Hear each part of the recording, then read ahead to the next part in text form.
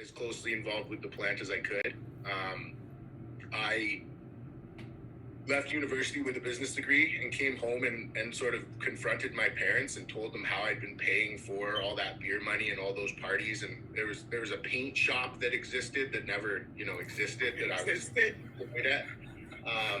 And I came clean to them, and I flew all my grow gear home and kind of was ready to just continue growing. And very quickly, that was early 2012.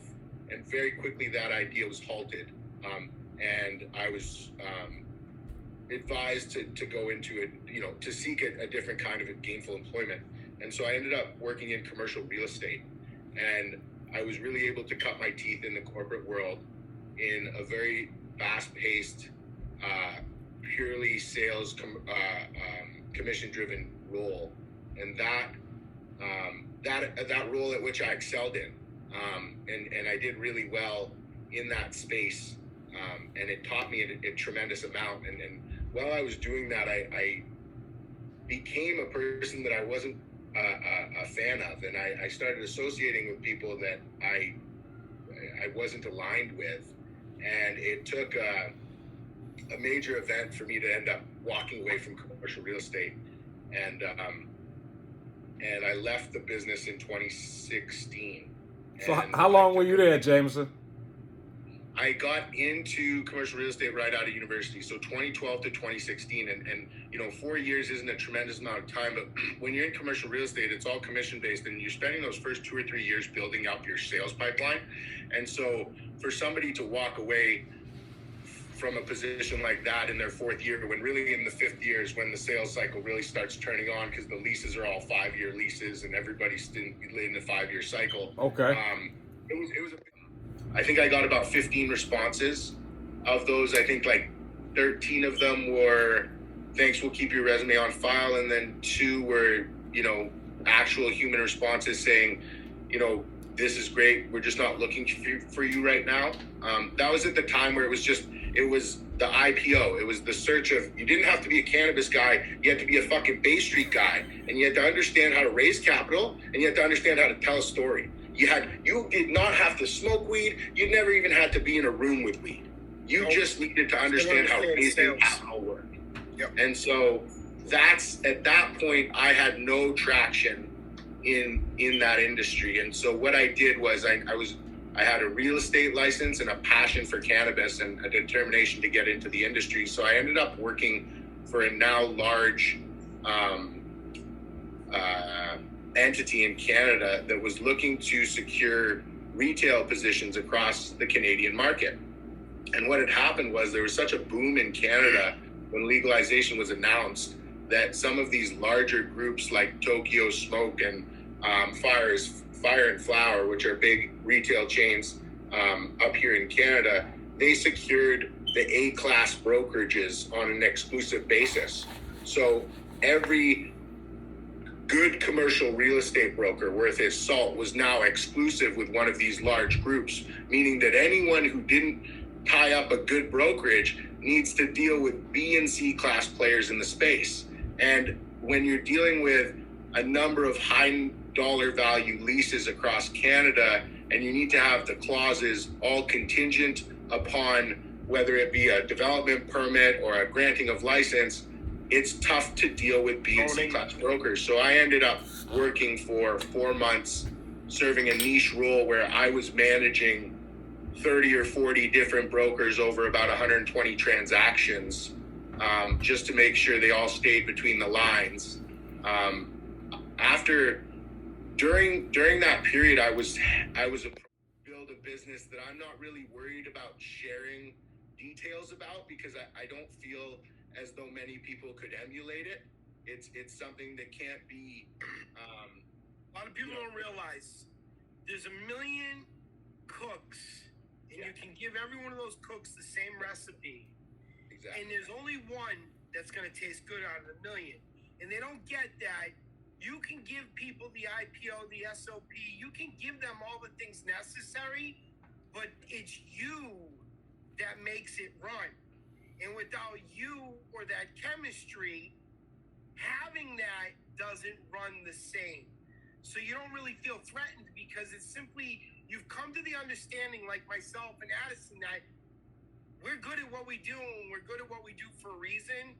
And we can help other people be good at what they do too, simply because you can't take us away.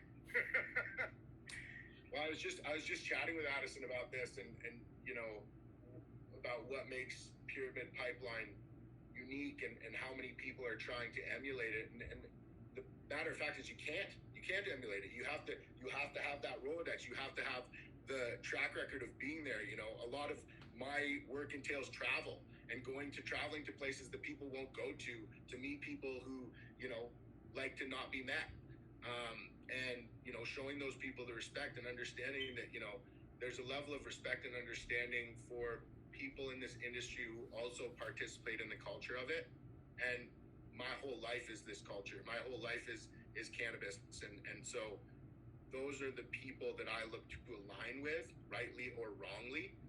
But in my experience, it has been rightly.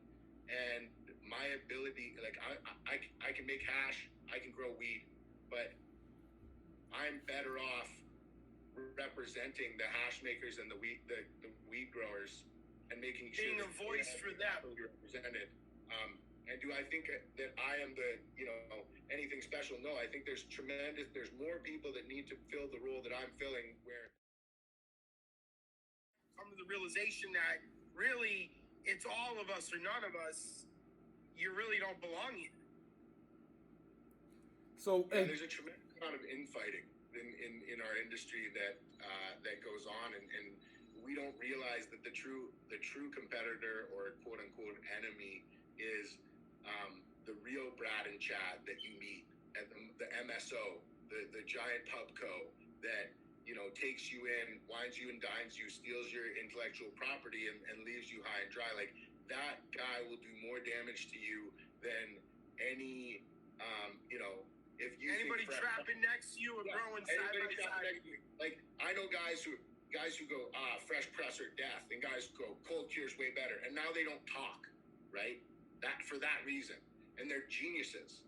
And so I think that we have to identify that, talk about that as a community, and then understand that the only way that we're going to compete and represent ourselves properly in this space is banding together. Like, I tell my friends all the time, like, these Brads and Chads, these suits that you see them with these very busy schedules, and their calendars are all busy, and they have meetings out on the hour every hour. But in reality, those are just calls with their friends who are in similar positions as they are, and they're just exchanging information on what worked.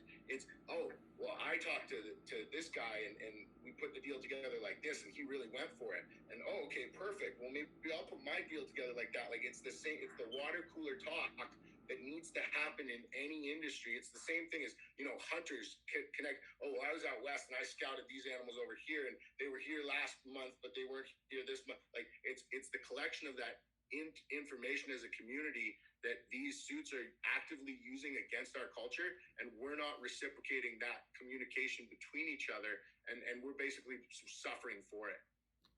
Prime example is Cody, Zen Extracts. You know, my boy, he goes out and he works his ass off to create Zen, make Zen something special.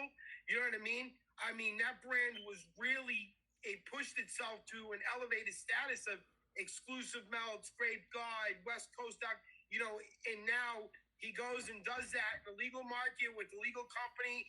And guess what? He's back home and doesn't own his own brand that he created in the black market, went legal with, and now has nothing to do with. It's sad because it sends you back. You sign on to it. You think you're getting paid. You're happy. You bring a few of your friends in. 3 years down the line, dude, they have everything. The genetics line, the work, the SOP. It's all built in. It's up and running. And at that point, you're a dinosaur. They've diluted your shares out. They've locked your shares up. You can't sell your shares. They've sold their shares. They've got the fuck out of there. Like, there's so many different ways for you to get fucked. And so, you know, I've had a lot happen to me, and I've seen a lot happen in the Canadian space. Like, one thing that the US guys don't understand is that the Canadian guys have seen some different shit because of federal legalization. The amount of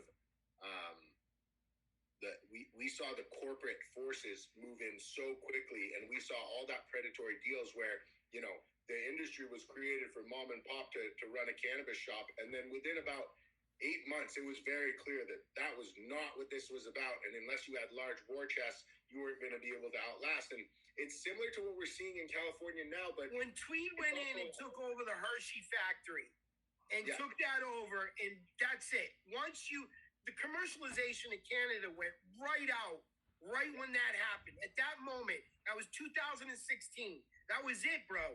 It was my buddy Carlos, who owns the largest hemp distributor in Canada right now, who makes Low Cloud Canada wraps. It's amazing to see the commercialization up there. It's crazy to see the industrialization of it up there. It is on another level.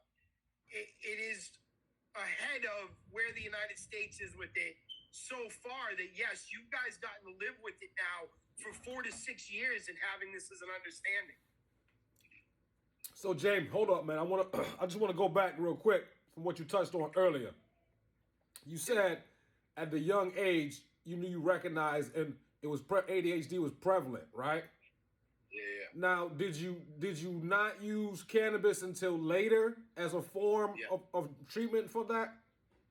Yeah, no, I was on hard drugs. So I was on like basically crystal meth, but like whatever the pharmaceutical word you want to call it, like Ritalin, Concerta, Adderall, Dexedrine. Yeah. Okay. All right. Like I would have not made it through school without that. And my experience with cannabis until, like I said, when I was in university, was, you know, I look back on it, it was in social settings. And I guess, you know, you're a young teenager, you're socially anxious. And so that maybe that anxiety was amplified, but I had a few very anxious experiences with cannabis, and then remember just kind of assuming that it wasn't my thing, and not really ever thinking that it would be like a solution to make my quality of life so much better. And it was really a lock and key moment in university. And I feel as though, you know, as much as the cultivar plays a super important role, it was really setting in my life. I think it was the right time for me, and you know, in a time of experimentation. And you know, I'll be straight up.